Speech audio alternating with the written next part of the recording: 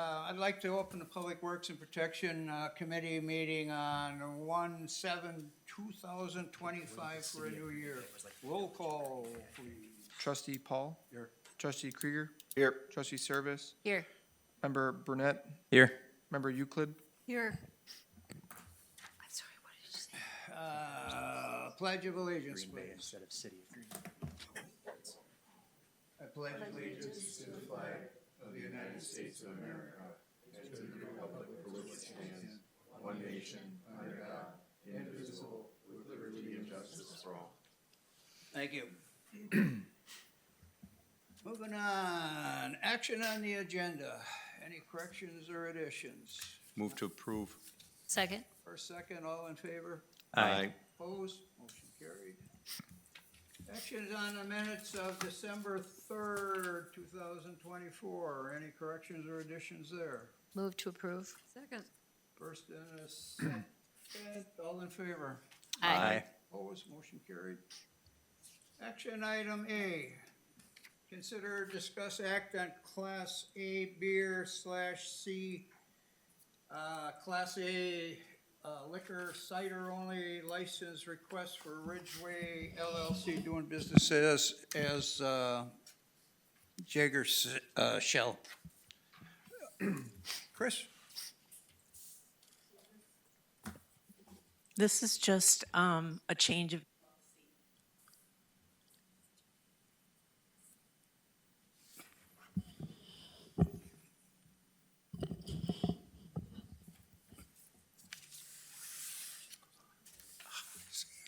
I didn't realize I was that far over. Sorry about that. There you go. This is just they had to change their LLC, so they're now named Ridgeway LLC, doing business as Jaguar Shell. Everything else stayed the same. They have the Class A beer, the Class A liquor cider only. So same members, everything. It just, they had to switch the LLC. Just a name change, basically, is all it was. Yep. Okay, I'll move to approve. A second. First and second, all in favor? Aye. Opposed? Motion carried on item A. Item B, consider, discuss, act on intergovernmental, oops, I lost my sheet here. Intergovernmental with Brown County participating in a safe street and road grant. Brian? All right, so approximately 2 weeks ago, I was reached out to by the Brown County Highway Commissioner. I guess back in 2023, Brown County Highway was awarded from the Federal Highway Department a Safe Streets and Roads for All grant. Part of that grant is a 80-20 split between the federal and the local governments, local government also including Brown County. And what it is to look at our road network system to see if there's any low-hanging fruit to try to address things such as signage, centerline rumble strips, to help make our roadways more safe. So with that, the county did reach out to us. The county they were awarded $200,000 with the other local governments within Brown County to pay approximately $50,000. For the village of Ashwaubenon, based on the centerline road miles, it's only $3,568 to have this study performed. It was not part of our budget for 2025. Reason for that is we were not aware that the county was awarded this grant. So ultimately, just curious if the board or Public Works and Protection Committee is interested in taking advantage of this grant with the feds paying the remaining 80% to look at the safeness of our streets within the municipality. So you're saying we were only qualified for $3,500? So the 3,500 is our responsibility that we would pay based on our center line miles. So if you look at all of the lane miles in Brown County, Village of Ashwaubenon approximately has about 7% of the lane miles of roads throughout the entire county. So that's where that $3,500 comes from. The remaining, $46,500 comes from other municipalities such as, Bellevue, Howard, Hobart, all the townships they would be looking at all the roadways within Brown County. But there's a grant that's being given to actually do this work. And in order for them to, so that we're basically picking up to 20%, and that's where the 3,500 is, because those miles of the 20% is what we're paying. Correct. Yeah, it's kind of confusing. So Gotcha. We're paying 20% of our 7% of roads in Brown County. Right, Correct. okay. So I that, apologize, I did not explain that well. So, but the overall county is getting this grant, which if we look at it, yeah, we're paying this little, $3,500 more. I hate to see us not have a budgeted thing right away kicking off the year, but the whole county as a whole isn't gonna get taxed additionally to have to do this type of work on the roads, to put in the center lines and all this, because this grant's paying for it, the 80% part of it. So they're just studying and making the recommendations. It's not that they're physically doing the type of work. So they essentially are putting together a study to say, hey, this intersection's had a lot of issues because of this reason. And then it'll prioritize those items as to where we kind of have those shortfalls or low-hanging fruit within our roadway system. so this grant's got to be approved before anything happens. Am I right? So, Yes. yeah, so this is again, a planning grant. So in the memo, the Brown County had completed similar work, I think dating back to 2018. My understanding that those were primarily for county trunk highways. Correct. But they also had the opportunity to receive the same grant on behalf of the county for all local roads. So they're going to conduct the same planning opportunities through this grant that will identify improvements to reduce crashes or mitigate crashes on all local road systems as well throughout the entire county. That's what this will ultimately do, is produce a plan for adding improvements to our local road system to reduce crashes under the state's Vision Zero program. So examples could be improved lighting and rumble strips, putting in stop conditions where none are present. Things of that nature will be recommended, or other larger, more physical improvements could be recommended for certain lane miles or intersections, things of that nature. And it Wasn't will there- also tie into all users of roads, so not just vehicular traffic, but also pedestrian, bicycle, and other multimodal users as well.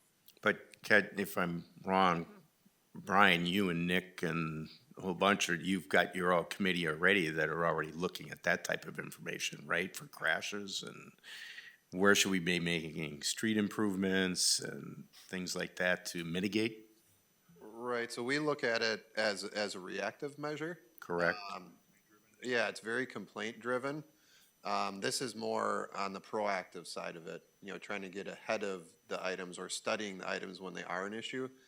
We strictly our committee only meets 100% complaint-driven. We don't Okay, have the time to, be as proactive as maybe we could be. okay. And this is looking at things from a more proactive and, developing a formal plan. Plus, isn't there something, I thought I read something in here where you can't even participate in that highway safety improvement program unless you already have this first step done. So I would be willing to do it for $3,000 just to keep my options open in case we could participate in that next step. Yeah, so it's like that for a lot of the federal grants that are very safety oriented. They're not going to allow you to apply saying, hey, we want to select this intersection, because they're going to wonder how you came up with that priority. Where this will essentially spell out those priorities as to why that's important, to the village as a whole. I agree with you, Jay. I don't like that. We didn't budget for it either, but It's $3,500, and I Right. think it's protects us for the future. I agree with you on that. Yeah, where are we gonna pull the money out of that?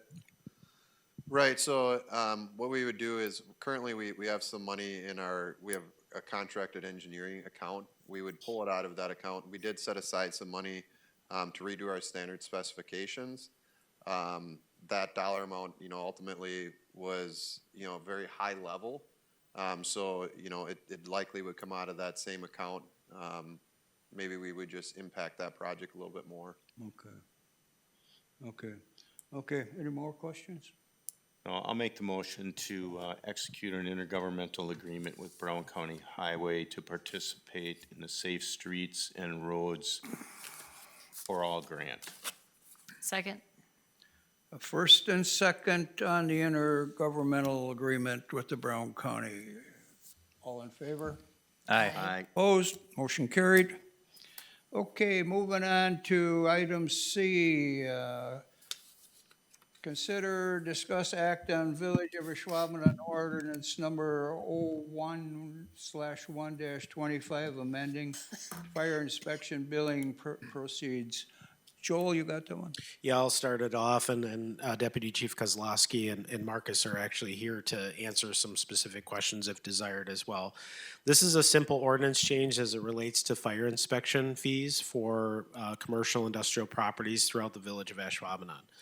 Under statutory code, we are required to perform a minimum of one inspection per year on each commercial industrial property. The village has historically invoiced those properties for the cost of performing that inspection. Normally, under state law, you're required to do two, unless by ordinance you adopt the reduction to one inspection per year. If you recall, about I think 2 or 3 years ago, we enacted the code to reduce our mandatory annual inspections from 2 to 1. And that's primarily as a cost savings measure for our commercial properties, as well as a staffing issue that we encounter with our inspectors and just not being able to conduct the two inspections. With this particular change, it really doesn't change the overall cost or fee structure per tenant.